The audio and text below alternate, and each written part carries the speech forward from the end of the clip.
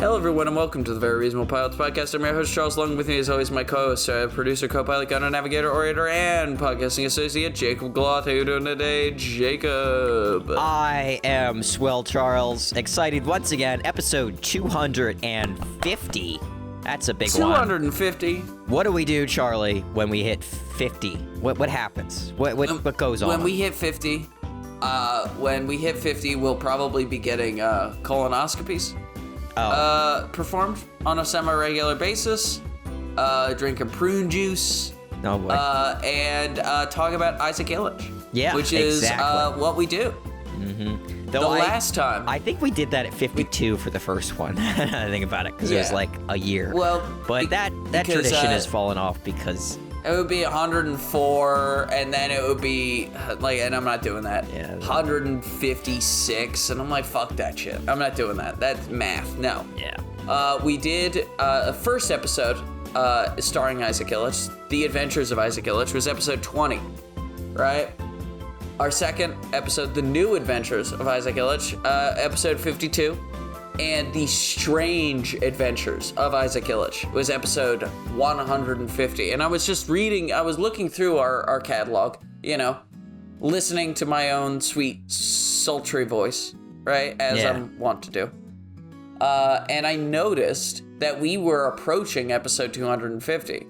And I think you and I both, we were kind of just going to do a normal off-the-dome episode for 250. I completely forgot And I realized that the last time we talked about Isaac Illich was episode 150. So, if there was ever a better time to bring our boy back from the dead, it's now. Episode 250. The Lost Adventures of Isaac Illich. Oh, that's so you what have, I'm calling it. That's your possible. I have another title. Possibility. Oh, what's your title? The Death of Isaac Illich. Oh my God. Because there might be something that happens in mine. Oh no. Mine was just a normal Isaac Illich episode. Yours sounds dark. And if you don't know, at episode 150, obviously, you're all listening to every episode we make, but at episode 150, what we did was we basically took a ton of our ideas, like previously made episodes, and we just kind of shoved Isaac Illich in them and had him kind of like bumble through the adventures, right? Yeah. I think we did biological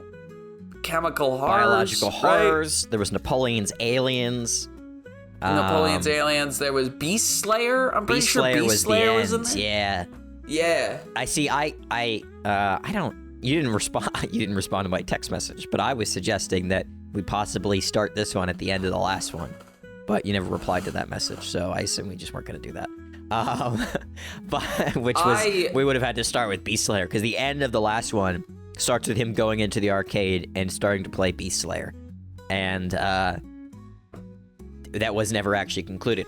But that making you write because the way this works is that Charlie writes the first half of the episode of the season, and I write the second half of the season, and we have a meeting point. In the last one, the meeting point was Isaac Illich falls through a portal with a lemon. This one, the meeting point is he's flying through the desert on a giant bird thing. And making you write the first part of your show with a pitch that I made would probably be difficult because you probably don't remember as well as I do. And you'd have to re-listen to it. I'm sure I don't. You don't have my notes either for it, so it'd be a struggle. It'd be weird if I did. I'll be honest with you. If I had your notes for Beast Slayer. Yeah. None of your other shows, just Beast Slayer. Yeah. Well, I chose, to start the episode completely differently. And I was also kind of assuming this is an hour-long special. Oh, so this is all one episode or one thing? This is like a TV movie. Mine are very much episodes, so that'll be maybe yours is one episode, and then mine is the next few of sort of Sherlock Holmes style. Like you watched the Sherlock Holmes TV show with Benedict Cumberbatch, like the very short seasons, like because this would only be 4 episodes then. Yeah. Yeah. Which would be fine. And you could episodically cut up my thing. I don't know why. I just kind of assumed it was a big TV movie. Yeah, that's great, you know? when you just kind of assume that and then don't tell me, and then we show up the day of and record it, and then you just drop that information.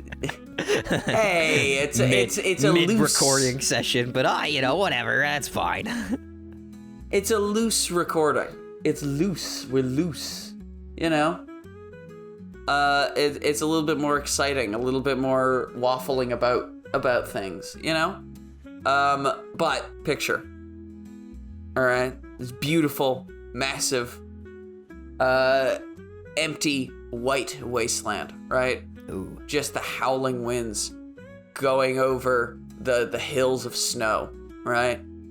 And on the horizon, you see one hooded man trudging through the snow. He's probably ankle deep, right? Just huffing and puffing through the snow, yeah. right? And he's working, right?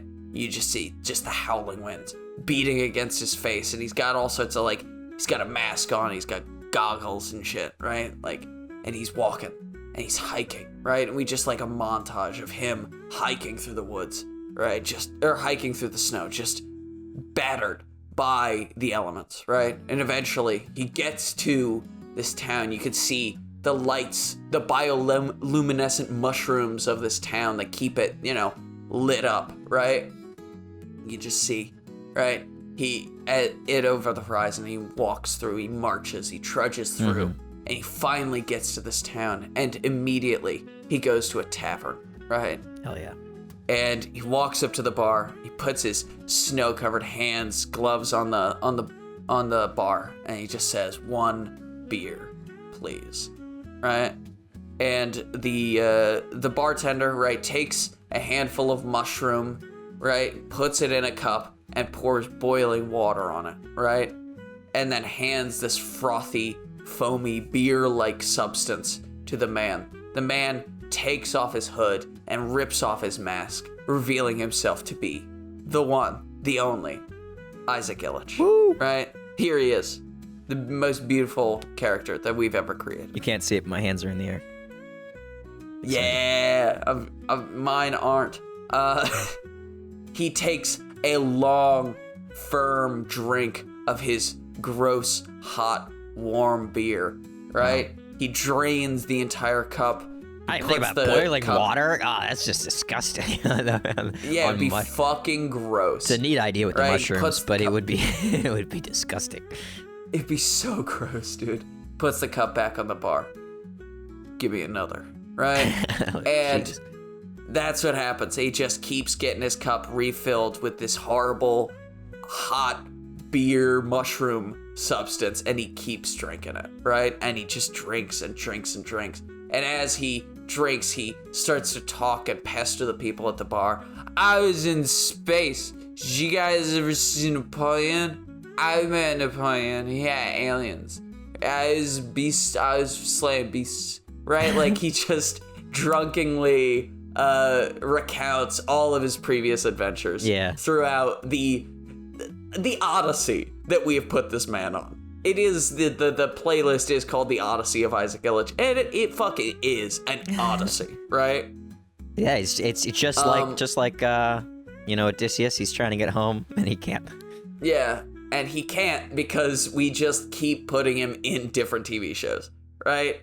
And so after a while, he starts talking with the bartender, and he's beginning to enjoy his beer beverage, right? Because he's so fucked up. He's like, this is pretty good. I just like this. This is nice. What is this? Right? And he starts talking to the bartender. And the bartender explains, right, the brewery is nearby here, right? And it's the largest brewery in this part of the country, this part of the world, right? He makes all sorts of brew shrooms, right? Everything, Java shrooms, right? Alka shrooms, any kind of shroom that you could want, right? They make it there. They're great. It is built out of this old military industrial bunker, right? And they found that the mushrooms grow beautifully down there, right? Yeah. And so Isaac Illich drunkenly, pays for a room. He hands them like a gold bar, or like, you know what? It would be funny if he hands them a bunch of tokens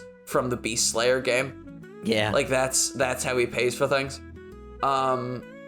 He hands them that, and they're kind of like annoyed that he wouldn't give them coal or something. But they're like, this guy's so fucked up, we can't kick him out. If we put him out in the snow, he would die. So just stick him in the worst room we have, and we don't care, right? And Isaac Illich goes to sleep holding his empty cup of, frothy beer mushroom juice, right? Having dreams of this brewery, right? And in his dreams, he's skipping through this, like, Willy Wonka's Wonderland of brew shrooms, right? Where you can have every kind of mushroom that would ever be available. And it makes every kind of alcoholic beverage, vodka and wine and beer and schnapps and cocktails and all sorts of lovely stuff. And he's just having a grand old time in his dream. He wakes up. He's in this disgusting backwater fucking town. He's horrifically hungover because these brew shrooms are strong and gross, right? And he goes downstairs and he says, fucking hell, what the hell was going on? What happened last night? And he's like, well, you got really excited about the brewery nearby, so I assumed that you were going to go there, and you also bothered everyone at the bar, so we got a leopard for you, right? Now, I don't know how much of Requiem of White you remember, but the main form of transport in that universe is carts that are driven by snow leopards, like massive snow leopards. I'm looking at the thumbnail right now, and there's a leopard on it, so that makes sense now. I forgot about that. Yeah. And so they, took the money, took the Beast Slayer tokens, right? And they paid for a snow leopard, right? And typically you would have multiple snow leopards pulling carts, but he couldn't afford multiple snow leopards, so he gets one, right? And they put a saddle on it. And they say, well, if you ride 5 hours that way, you'll see the brewery. Yeah. And so I want you now to come up with a name for the leopard. Go. Muskar. Oscar? Muskar. Muskar. Muskar. Muskar. Like mascara. That makes sense. No, like Scar from The Lion King, but in front. Muskar. Like my scar. Muskar. It's a scar. Muskar? Yeah. Oh no, Muskar. I'm rummaging through my notes real quick. Oh, so that was a diversion, so you could find your thing. You didn't expect me to come up with a leopard name so quickly. Yeah, you're right. Alternatively, I suppose it could be called. I was gonna say Jerry, but Jerry's kind of silly. Maybe it should be somebody from his past. That's what I was thinking. Maybe like a character from one of the previous episodes, if I remembered any of the previous episodes. Let's call him. Let's call the leopard Franz, because in the very first adventures of Isaac Illich, he gets Franz Ferdinand killed. Oh yes. So we'll call him Franz. Franz. That would be great. That's a good name. I like that name actually quite a bit. Yeah. Or because he becomes friends with Stalin, he could call the leopard Joseph, or what was Stalin's real name? It wasn't Joseph Stalin, obviously. It was something else. I don't know. What was Stalin's real name? Google, what was Stalin's real name? Oh boy, I looked it up. I don't know if I can pronounce that, so we're gonna skip. Oh god. That. We'll call him Russian. It's a Russian name. And we're Russian away from the pronunciation. Mm-hmm. Yeah. So he goes to New Bruton, which is the name of this brew town, right? And he travels through the harsh climate and horrible weather, right? With his brand new Franz, his lovely snow leopard, who he gets along with as the one creature that he seems to have a good relationship with because he can't talk, right? And doesn't care that he's drunk. Because that is really the essential element of Isaac Illich's character, is that he is a degenerate alcoholic and he loves drinking. He's like the Frank Gallagher of the universe, you know, from Shameless. And he gets there, right? And he looks at Bruton and he's kind of a little weirded out because, I mean, the town that he was just in wasn't like, it was a small town, but there were people, right, walking around and like doing things. It was there was life there, right? Bruton it's not that, right? It's not empty. It's not a ghost town, but it is very much like there feels like a lot less people than there should be, right? Okay. And so he gets there and he parks his snow leopard in the local stable, right? He goes to the brewery because he's just interested, he's fascinated, right? And he also thinks that this is like maybe the one place that he would actually enjoy in this horrible fucking planet, right? And he begins to walk around and he notices it's just one person, right? Working there. One smiling idiot, right? Just smiling, talking, like big toothy smile, kind of freaky, you know? Huge eyes, just shaking hands and talking to Isaac, talking about all the shrooms and here's how we do this and this is that, and Isaac is kind of taken aback. He's not really happy. He doesn't like, this guy's too enthusiastic. It's a little weird. Like, calm down, right? And so he, you know, after being shown around the facility, the guy, right, the tour guide is basically like, yeah, and then you can leave here, right? And Isaac gives him the slip because that's the kind of guy Isaac is, right? And he walks around and he's kind of interested and he sees that there's a big sign that says do not go, do not enter, staff only, all this stuff, right? And there's no one around except this tour guide. And so he's really weirded out, right? And so he opens the door to the employee only entrance, right? And he walks down the stairs and he walks further down and further down, right? And it feels like he's been walking for like an hour, right? Yeah. He finally makes it to a new floor, right? And he looks around and it's this massive, cavernous room, you know? And in the corner of the room is this sort of bulb, you know? Like a chrysalis, almost. Not like a light bulb, like just sort of like this fleshy mound that looks taut, right? And you can see all the different kinds of mushrooms, right? Java shroom and alka shroom and all these lovely mushrooms, right? In Bruton. And he walks over and he presses the bulb, right? And it kind of wriggles. And then he kicks it, right? Not hard, but he kicks it like you would kick a tire, right?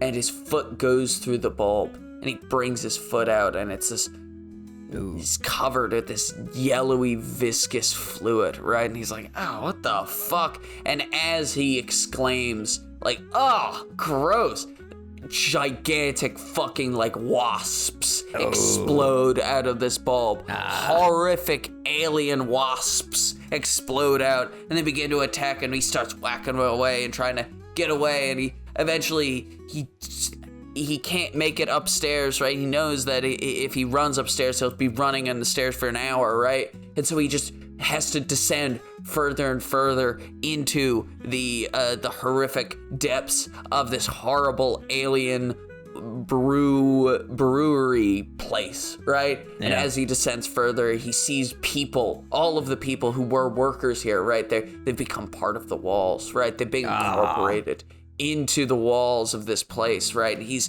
horrified, disgusted, but also he knows he has to keep moving, right? And he's got a sword. He takes a sword off of one and he's slicing wasps in half and like doing his thing, and he's grabbing some of the alka shrooms and just eating them because he doesn't give a shit, right? And he's drunk and he's having a grand old time slicing wasps in half. When he gets down, he descends into the furthest, most bottomest cavern of this place, and he sees a gigantic spaceship, right? Turns out this alien species of wasps, right, they flew to this planet to colonize it or to do research. It's not even clear. But because of the electric snow, because of the electromechanical interference provided by the snow, they weren't able to take off again. And we spent the last, 15 years trying to reconstruct the spaceship so it runs off of these mushrooms, right? So that they can use it as fuel to escape Earth's gravitational orbit, right? And Isaac Illich is down there and he's drunkenly fumbling around this spaceship, slicing wasps in half because he didn't give a shit, right? And he hits a button and the spaceship begins to tilt upwards so that the nose is facing skyward, and then he's like, what the hell? And he falls into the buttons again and the spaceship takes off, right? Burning through all of the mushroom fuel that it has. Meanwhile, Isaac Illich is on the ship just being taken over by the G-forces, stabbing bugs because that's the kind of guy he is. He's a badass, right? And he eventually, his fucking ship rockets into space and he is off this horrific fucking snow planet, having ignored all of the things that everyone told him, because Isaac Illich is not the kind of man who listens to instructions. He is the kind of man who takes action with a sword and a gun and a bottle of whiskey. He doesn't give a shit, right? And as the ship rockets through, this is where you would, if you wanted to have an episode break, this is where you would have an episode break, and this would be the beginning of episode 2, if that's what you were about, right? Ship rockets through, right? And it's rocketing through space, and it flies through, and it goes through all sorts of galaxies and nebulas, and Isaac Illich is kind of he's sobered up. That's how long he's been flying. He's like, dude, these mushrooms are really good. These are really good mushroom, fuel. That's pretty cool, right? And as he says that, the ship lands, skitters, and comes to a halt on this planet, right? He gets out of the ship he's concussed and he's bleeding and he's drunk and he's hungover at the same time somehow. He gets out, he looks around, and he, looks at this massive, beautiful, lush alien wildlife and all of these lovely plants and animals and stuff. And then he turns his head and he sees just tons and tons of people, and they're all naked. And they're all very confused as to what he's doing. And that's when we made it onto the moor, right? There is another annual moor that is happening. If you don't remember Byron on the Moor, it is basically a hedonistic fuckfest. It's a hedonistic, accessionism was the religion. And they just take every human vice and bring it to its absolute excess, and each planet is dedicated to a vice, And it's sort of like a religious journey that people have to go on if they want to be accessionists, right? And so he makes it there, right? And you see Byron, he's there. His friend from the season isn't there. Byron's just doing it again because he had so much damn fun the first time, right? But I don't think Byron's a main character in this. He's there, and everybody's just naked, and they're kind of baffled by Isaac Illich being drunk and concussed in the middle of their orgy. But then after maybe a minute, they all look back at each other and they're like, they shrug their shoulders and they all start fucking again, right? And Isaac kind of looks around and he looks at all these people fucking each other and he's like, God damn, I need a drink, right?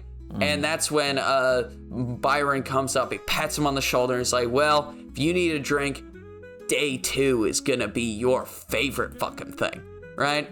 And so he invites Isaac Illich into the orgy, and Isaac at first is kind of I think I need medical attention. I am not feeling very good. I kind of feel bad.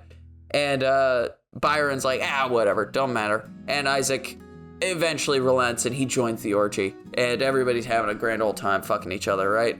Day 2 of the moor begins, and Isaac joins Byron on their lovely little excursion, right? And he makes it to the alcoholic planet, right? And he loves it. He enjoys everything that you could possibly enjoy. The dreams of alcoholic Willy Wonka's Wonderland, right, are made reality on this planet. And he is having a great time. Such a great time that he accidentally stumbles onto this drunken cruise ship, right? Just like a space cruise, and the space cruise takes off, right? And he's drunkenly talking to everybody, chatting everyone up, trying to pick up some ladies. You know how it is. You know how it is, Jacob. Having a great time, right? Taking more drinks. And he goes up to the captain's barge, right? And drunkenly tries to start talking to the captain. The captain's like, sir, please leave. You can't fucking be here. And he's like, Dad, so I met Stalin. And he grabs the steering wheel of the ship and he turns it like just to be a dick. And the whole ship like kind of stumbles and tumbles like sideways, right? And it crashes into this horrific desert planet of nothingness, right? And Isaac Illich grabs a bottle of whiskey, right? And a little bit of bait, like a little bit of meat, right? Just from the thing. And he's eating it, right? Like it's a sandwich.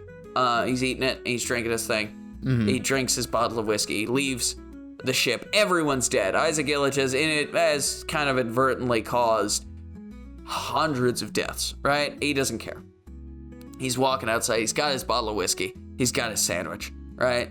And then this weird alien ostrich creature shows up and starts pecking at him. And he pecks at it back like he's fuck you. And eventually he understands that the ostrich creature wants his sandwich. And so he puts the sandwich in its mouth and then he hops on its back and he takes a big swig of whiskey and he starts riding into the desert. All right. And this is when I take over. I pass the baton to you. I'm glad how you ended that. I was really worried that the bird would be like very obviously still be on a planet that you had made, but now that we're on a new planet, that gives me an easy transition to my show. Yeah, I figured that would be kind of that would put you in a hard place if I made it hey, it's fallen angels. We're doing that. I'm like, why? Okay, so Isaac Illich is flying through the sky on the back of a giant bird when it is suddenly shot down with a crossbow and crashes to Earth. He smashes to the ground in the desert, like tumbles and rolls and everything. And somebody comes up, like some shadowy figure comes up, and they gather the bird, like skin it for like meat and stuff, and they also grab him and throw him in the back of a cart. So he's on this back of this cart, slowly rolling along with the rotting. Or not rotting, but like, the corpse of the bird with him and like, perfectly cut up into, they got the hide and they have, the meat. They cut open its stomach and the sandwich is in there and he grabs it and he takes a bite. And we have like a POV shot as he's on the ground of the cart looking up at the sky, and we'll see, as the cart moves up, a sign comes into his view, a sign that says, "The bitter end inn." And so he goes inside the inn. He gets put into a bed and he's restored to health by Silas Lane, the young squire who works at the inn. So in Bitter End Inn, it follows the story of Silas Lane, who's like this young squire who comes to the inn as like the last place they go before he enters the labyrinth with his knight. And the labyrinth is this like crazy, ever-changing dungeon magical thing that people are trying to like go through to get the treasure at the center of it and kill the monster. Mm-hmm. And his knight dies immediately, and he goes back to the inn and like stays there, and he has to he has like a debt that he has to repay, so he like works at the inn, and it's sort of like a sitcom following life in the inn as heroes go off and die in the labyrinth.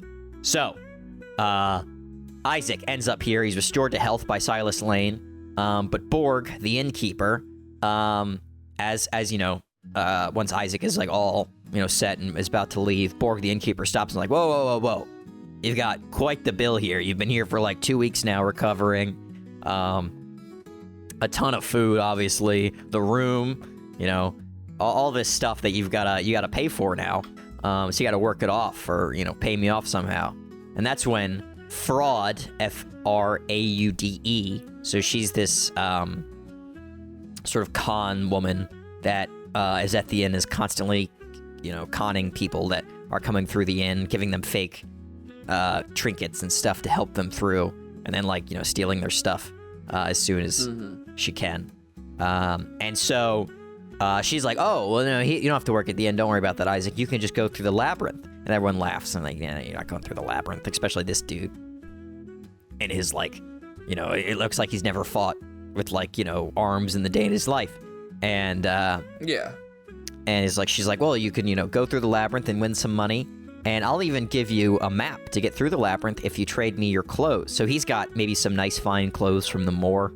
And it's some material that no one's ever seen before. And so she wants his clothes. She'll give him rags in return.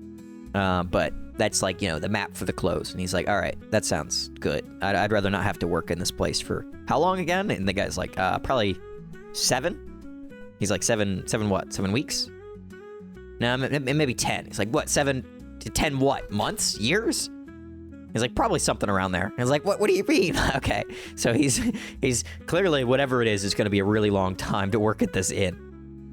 So he trades his clothes for the map. And when he makes this decision, Filber, who, if you remember, is this other member of the inn, who's this knight, who's this perennial knight who always tries to go through the labyrinth and fails every time and loses a body part. He's like, oh, you're going? I'll go with you. He's always for going into the labyrinth again. And he's one of the few people that makes it out every time. It's just he loses a part of himself. He's always a lesser man afterwards. Quite literally. And so, Isaac, now dressed in rags, Wilbur, the knight who always loses a body part when he goes through the labyrinth, and Fraud approach the entrance. Fraud gives him the map, which is just a blank piece of paper. And he's like, well, I mean, this isn't right. How do I see this? There's no directions. And she's like, when you go inside, then it'll appear. He's like, oh, that's cool. Okay. And so they go in, and you'll never believe it, Charlie. The map doesn't work, and the door shuts. What? So they continue along a long hallway full of floor traps. They're trying to get around and go farther in. And they're dodging traps and everything, and they enter this large room filled with evil skeletons. And they're guarding the choke point, at the entrance to the room, so that they can, have a smaller area to fight the skeletons. They don't get swarmed by them. So they're guarding this choke point, fighting off skeletons until Wilbur steps into the room. Actually going into the room. They've been in the hallway this whole time fighting the skeletons. And as soon as he does, the door closes. And it actually closes on Wilbur's arm, which severs it, unfortunately for him. But now, Isaac is on the other side of this door that just closed, and the wall is starting, the floor is starting to move, and the walls are starting to retract. And it leaves him in, the mechanism of the labyrinth, inside the walls of it. So no one was really intended to stay back here. And so now he's inside the walls of the labyrinth. And as soon as the walls start to move and when he gets trapped behind the mechanism, to the audience it's not really clear if he's going to get killed or what here. And that's the end of the episode. So we end on a cliffhanger. Oh. Episode 2 of my half. So I don't even know what this is. Episode 4 or something now. Yeah. So he it's episode 4. He is inside the labyrinth. It's very dark. He has a little maybe he has a lighter or something, and he flicks that on. He's going through the labyrinth, inside the walls of the labyrinth. So there's no traps anymore. And he just keeps going down these long hallways until eventually he reaches a door, and he opens the door and goes inside. And inside on the other side of this door, in this medieval labyrinth thing, is just a normal office lobby. And it's white pristine floors. There's a lady in the center at a desk, and he approaches, and she's like, are you here for the interview? And he says no, and she's really disappointed. and just points to the door, and she's like, "Oh, get out then." And he's like, "Okay." And he steps out onto the street, and he's in this. If you didn't get that, by the way, that is the fifth corner. I was gonna say, office. Is that the fifth corner? Because Yes. I haven't listened to that episode recently, but that reminds me of the Et. So the implication here is that like the labyrinth and the office in the fifth corner are like the same kind of place, essentially. Yeah. And like him saying no to the interview saves him from having to go through the venture that our guy went through. So he just walks out onto the street, and he's in this like half Russian, half Japanese city. And if you're wondering, we're going into the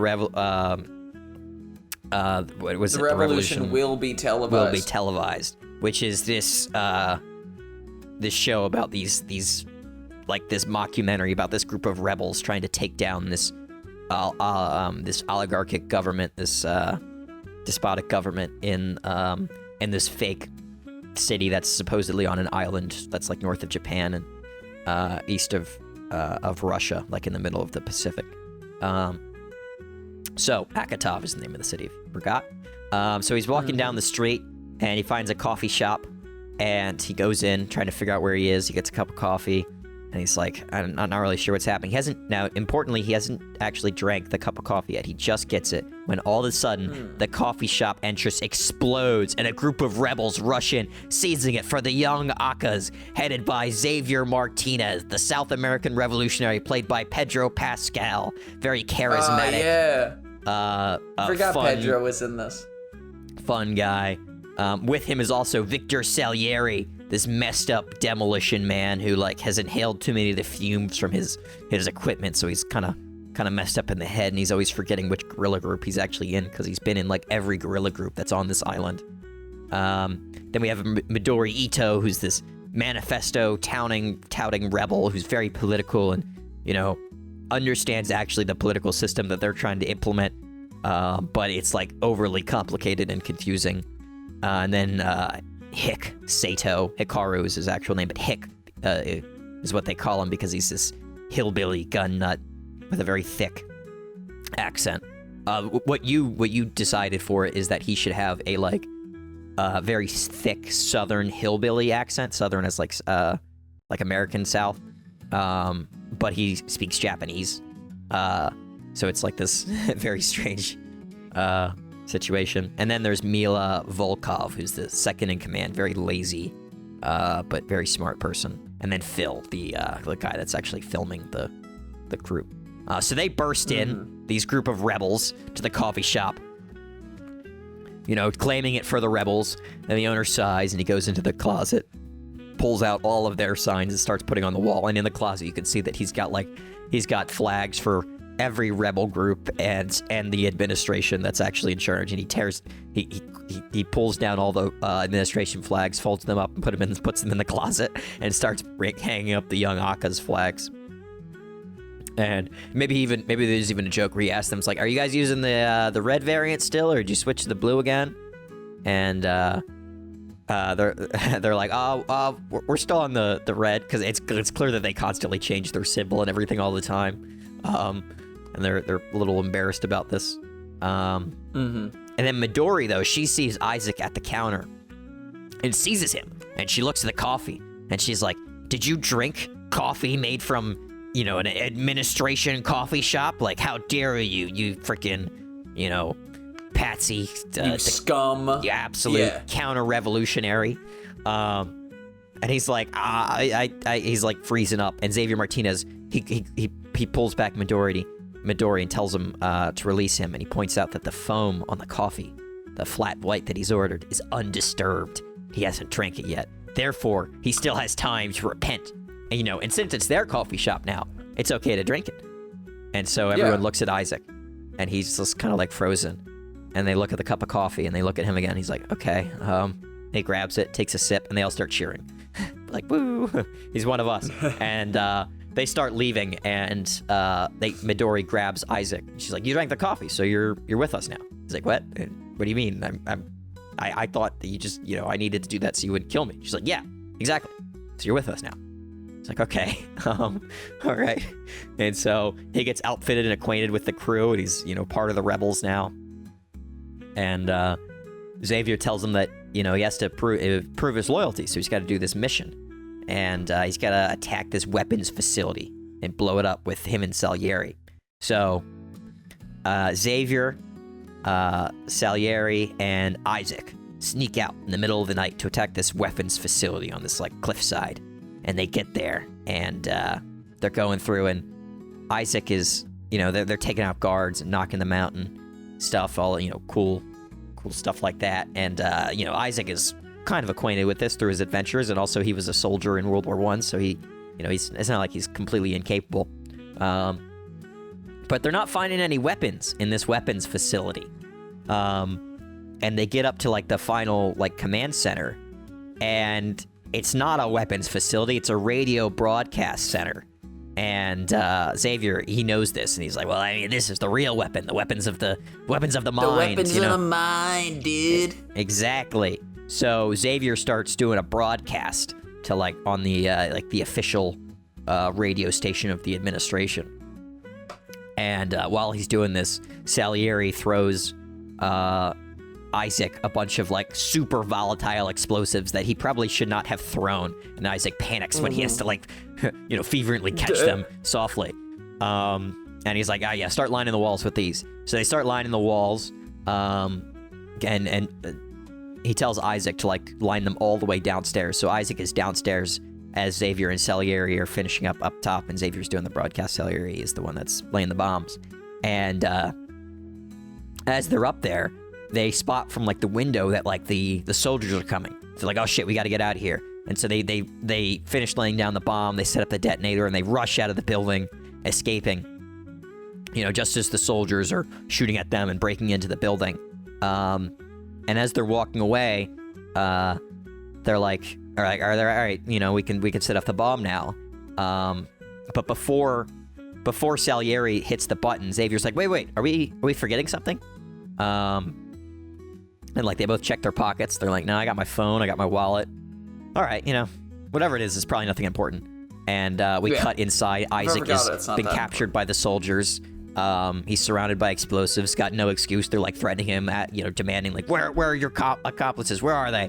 He's like, I don't know. And then the building explodes, blowing up. All the soldiers and Isaac are killed. Really? Mm-hmm. That's how Isaac dies? Episode 3. Alex Brett scared me. A recently deceased history student who's been assigned to work at the Postmortem Surveillance Society, the sort of Men in Black style agency that's in charge of dealing with disputes between the dead and the living. He's teamed up with his partner, Detective Harold Haroldson Thunderclap. I can't believe that's his name, by the way. And this is, I don't remember what episode this is, but this is one of our ones that we came up with together called the Postmortem Surveillance Society. We have this, these group of 2 Men in Black style agents, mediating these disputes. And the guy that's alive, this old man detective, we named him Harold Haroldson Thunderclap. That's the name. That is his name. I don't... Really? I didn't listen to the whole episode, so I don't know why we came up with that. But that is his name, Harold Haroldson Thunderclap. That's a pretty fun name, though. Yep. So, Alex Brett and Harold, they show up at a Tokyo crime scene where 7 ghosts and 7 humans have been decapitated in a circle holding hands. Harold vomits immediately in the corner, and Alex does the same, while the ghost cop, this is a human, but he's like a ghost cop, is named Greg Hamlin, explains the situation and says that they're hard pressed on resources, so they're gonna have to delegate it to them. These guys that, they're gonna have to investigate this. He says probably some serial killer in the area, and they gotta just take him out as soon as you see him, just kill him right away. And they're like, okay, Alex and Harold survey the scene. Alec finds that it looks like there was an 8th ghost that was in the middle, because there's a streak of ectoplasm that sort of starts in the center and leaves the circle. And the ectoplasm, it's a different color than all the other ectoplasm from the other ghosts. So it must be a different ghost. And they've been, whoever they were sitting in the center of the room, and the blood, the ectoplasm that they that they spread was after everyone else died. So everyone else got decapitated. And then whatever this 8th ghost was doing, that was in the center of the room, it must have cut itself or something and then bled onto the floor. And over in the corner, there's also like some scorch marks on the wall. And Harold thinks this is some weird, killer fantasy, I'm gonna spin around, decapitate everyone, and maybe he like nicked himself or cut himself, some messed up idea of like he's gonna bleed with them or something like that. Something psycho. But Alex isn't totally sure, and he looks over at the wall and he's confused about the scorch marks, and like the ectoplasm that sort of trails out of the circle.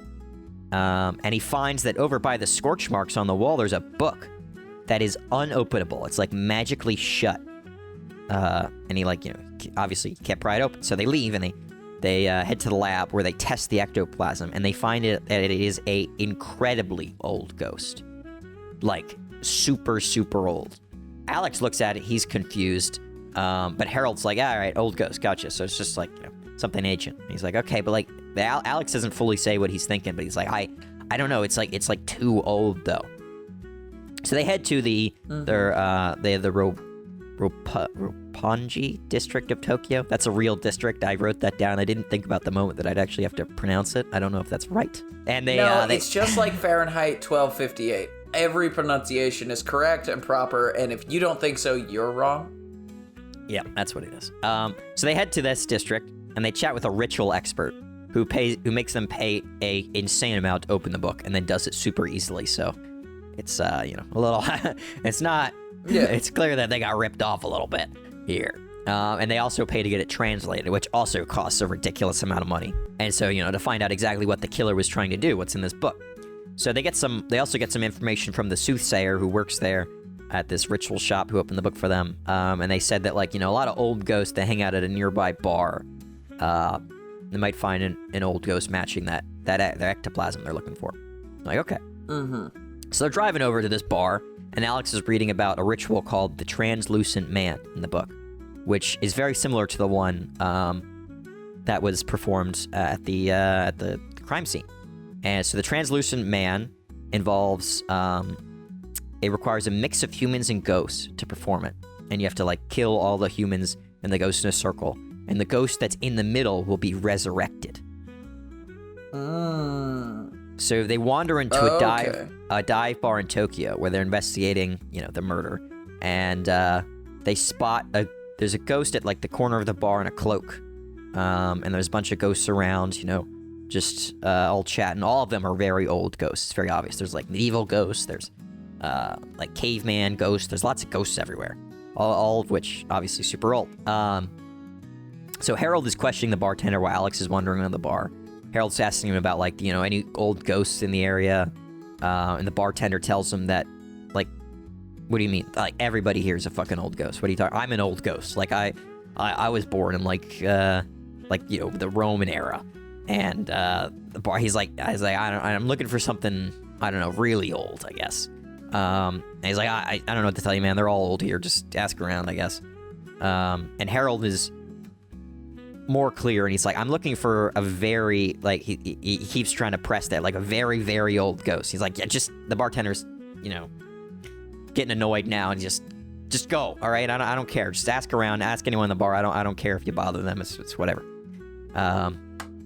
Alex, meanwhile, is wandering around the bar, talking to ghosts, but no one seems to be old enough. There's Middle Ages, there's World War II soldier, and he's comparing it to, the ectoplasm scan that he has, and none of them are quite as, their signature isn't quite as faint as the one that he has. And Alex and Harold reconvene and explain, Harold's like, okay, so how old are we? Are we looking for medieval? What are we looking for here? And Alex explains that, he doesn't really know. The residue at the crime scene is older than all of these, even older than the caveman in the corner. So whatever it is, it's older than it is really possible to be, which is really weird. Mm-hmm. And then he gets a phone call while they're talking about this from the crime lab, which tells him that the reading on the ectoplasm keeps changing. And it keeps going from really old to something really young, and then to something that hasn't even been born yet, something that doesn't even exist yet. So it's very confusing. And as he says this, the cloaked figure in the corner of the bar gets up, and he sees that under the cloak is a ghostly hand. Now, Charlie, this is a ghost, and this is a real cloak. So this is confusing. This ghost is able to wear real clothes on top. Alex points this out, and Harold and him start to approach the ghost, and the cloaked figure runs. So they chase him through the modern streets of Tokyo until they split up. And if you remember, there's like a serum in this universe that like lets you become ghost, like lets you make yourself a ghost for a little bit. And so Harold uses the serum to ghostify his hands so he can grab the ghost. And they rip off the cloak to reveal Isaac Illich, who Harold promptly pulls out a gun and puts his gun to his face and is about to pull the trigger because, the cops said, like, if you find the killer, kill him. But Alex stops him quickly and he pulls the gun away. And, like, we need a question about the murders. We don't know if this is perp. And he's like, he matches the ectoplasm perfectly. He ran. This guy's clearly the killer. But Harold, Alex makes Harold not do it, and he, puts himself between the gun and Isaac. And Isaac is like, I've got no idea what you're talking about. Like, I just ran because I got chased. That's all it was. And Harold tests his ectoplasm, and he sees that it's just like the one in the lab. It's constantly changing. Sometimes it's old, sometimes it's young. It's all over the place. Isaac is continually protesting his innocence, but it matches the same ectoplasm. So Harold grabs him and shoves him into the back of the car. At the police station, Harold phones it in to the cop, Greg Hamlin, who says, keep him there, I'll be there soon. And whatever you do, don't talk to him. This guy's it's a serial killer. He's clearly was able to convince all those people to get to that, kill site, the crime scene. So he's going to be a master manipulator. So in the cell, Alex is interrogating Isaac, and Isaac begins to realize that Alex genuinely doesn't know what the ritual was. Isaac thinks that Alex is just sort of like he already knows the answers to these questions. He's trying to get a confession or whatever, and he realizes Alex genuinely doesn't know what happened. And he jumps in. He's like, "You need to let me go right now." And he tells him that it was not me. I was the victim. I was supposed to die, and you have to let me go before you can finish it. And Alex is confused, but Isaac is like, he's just trying to get in as much information out as possible. And he's just like, the only reason I didn't say anything earlier was because I thought you were in on it, but you need to let me go now. And Alex is hesitant, and he's like thinking he feels like maybe he should, but Harold comes back in, he pulls Alex out, and he's like, you can't be going, you can't do that. This ghost is a manipulator, he's a liar. He tricked all those people into the ritual. He's going to say whatever he can to try to get you to let him out. And Alex is, he's a little confused. He doesn't understand, but he agrees that Harold's right. What are the odds that this guy is all these people died, his ectoplasm matches the blood. The most likely situation is that this guy did it. But he's still bothered by the whole thing. He goes back to his desk and he starts pulling out the files, and he runs through the ritual with Harold and explaining that he doesn't understand why it didn't finish, because he had all the people there. He was in the center. All he had to do was just, when he killed them, he should be fully formed. I don't understand why it didn't work. And he explains, he's questioning why the killer spilled his own blood, because he didn't have to do that. That part kind of breaks the ritual. And he ran out of the seal as well before it could finish. So he also doesn't understand the scorch marks. Why was there fire on the wall? And he flips through the book, and he finds that there's a partially torn page with a ritual called the Corrupted Man, which is very similar, and calls for an elder ghost. But an elder ghost in the center. So the other one just calls for any ghost to be in the middle, and it'll be resurrected. But this one specifically calls for an elder ghost in the center, which matches the ectoplasm that they originally saw in Isaac. But the part about how the ritual is finished is burned, what actually happens. So just as, he finishes explaining this to Harold and his confusion, Greg Hamlin shows up. He arrives and he instructs them to leave the prisoner to him. And he goes into the interrogation room, and as he does, he takes off his glove, revealing a slightly burned hand. Ooh. So, Alex tells Harold, but Harold is, still skeptical, and he's like, he's a police. his hand might be burned for any number of reasons. He could have burned it on the stove 10 minutes ago. You know, like, it could be anything. So Alex feels very sure, though, and he tells him that they'll question Isaac after hours to see if his story matches, Alex's theory. And they come back after hours, but Isaac is gone, and the cell's open. Harold's about to call it in, when Alex stops him, and he points out that the cell's key is still in the door. So whoever got him out, was clearly with the police. Alex is convinced they're going to complete the ritual, so they rush back to the place, the crime scene, and they find, like, a bunch of hooded people surrounding Isaac, who's in the center of the circle with all the dead bodies, now, like, rotting corpses.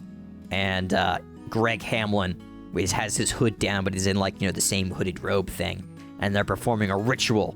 And they're going to use his ancient ectoplasm to bring back a demon from hell. So, pretty fucked up stuff. However, the ritual fails because Isaac's ectoplasm is constantly morphing.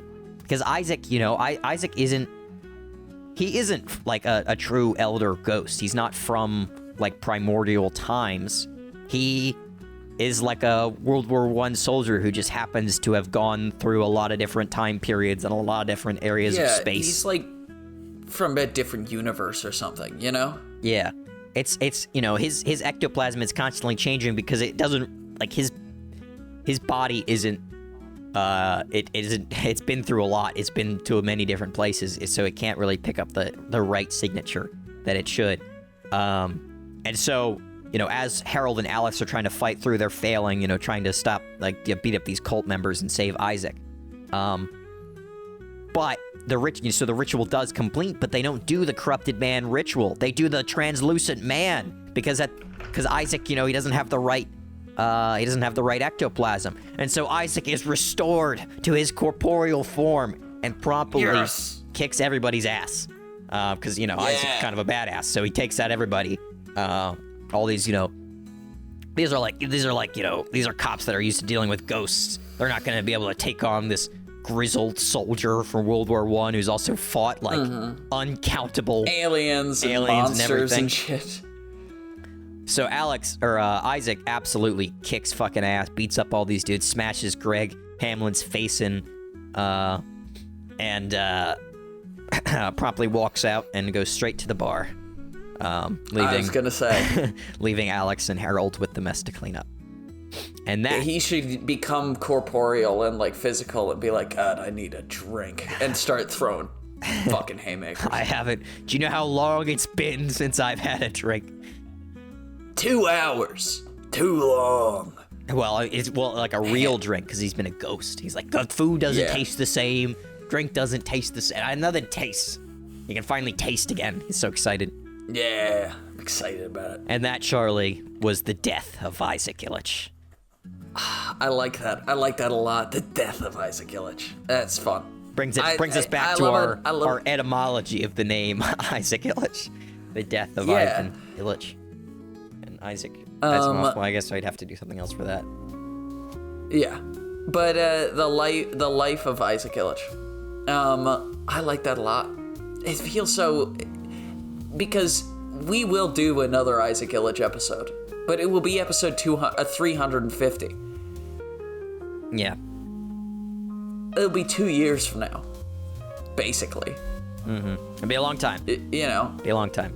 So, it's good to have these adventures. It feels very finalistic in a way. I like it. Thank you, everyone, for listening to the Very Reasonable Pilots podcast. I've been your host, Charles. Along with me, as always, has been my co-host, editor, producer, co-pilot, gunner, navigator, orator, and podcasting associate, Jacob Gloth. If you like what you heard here and you want to hear more, please give us a like, a follow, subscribe, tell your friends, tell your family, tell your dog, tell your cat. Remember, we will be here next week with a brand new televisual series for you to imagine and enjoy. And what will the title of that series be, Jake? I hear you ask that. You ask it? Well, you have to give me the title, Charlie.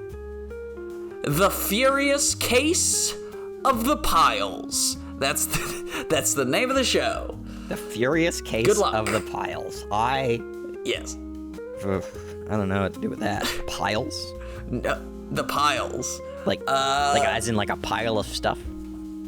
I kind of thought, when I came up with the title, I thought it was poo. But, It could be whatever you want. Is piles Pile of anything. A synonym for poo? It is in my mind. Okay. I didn't realize that's the dictionary I was supposed to be using. This would be a very different last 250 episodes if I knew that we were using the Charles Lung Dictionary of the Mind. Thank you, everyone, for listening to 250 episodes, and here's to 250 more, at the very least. Now we'll probably die on $4.99. And by a bus. Sick. That's how I Dude, want to go. 2 separate buses. Different countries. Same time, though. Squished. Yeah. Oh, yeah. Double Because if bus. one of us dies before the other one, they have to record. Mm-hmm. So we have to die at the exact same time so nobody has to make the podcast. Yeah. We're All chained right, to this thank thing. you. It can't end until we're both dead. In the ground. Or one of us dies and then the other one tries to do tries to do the podcast but with a new person and it doesn't work as well. I would just find somebody that kind of sounds like you and call them Charlie. It would be like your pitch last week with like the puppet. The soundboard. No, I guess I could use the soundboard. I'd get like a meat puppet like Stefan in Splatterpunk Season 2. In Splatterpunk. And I would just talk to it like there is another person, but it's a podcast, so you know what you would just be like silence when I'm not speaking, and then I would laugh and be like, good one, Charlie. All right, what's your pitch this week? Buddy. And then I just don't talk for like 30 minutes, and then I except for like side comments like, that's a good idea. Yeah, I like that. Well, what if this happened? I like that a lot. Nothing but the best. Nothing but the best. For my pal, Jake. All right, that's enough for this week. Thanks for listening. Have a good rest of your day, existence, and we will see you next time. See you next time. Bye-bye.